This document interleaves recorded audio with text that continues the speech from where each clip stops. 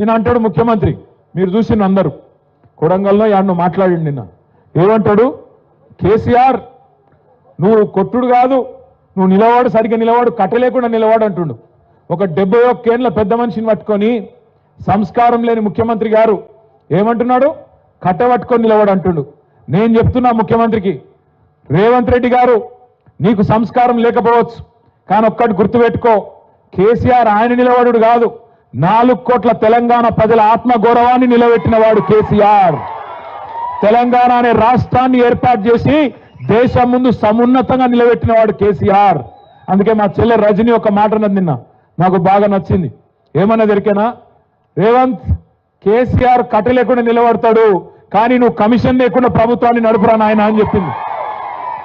Commission తీసుకోకుండా ప్రభుత్వాన్ని నడుపు దమ్ముంటే ఆయన కట్ట లేకుండా కాదు మంచిగా నిలబడతాడు. ఆయన కొడితే ఎట్లుంటుందో నువ్వు కాదు, నీ పాత గురువు గారిని అడుగు, చెప్తాడు కొడితే ఎట్లుంటుందో.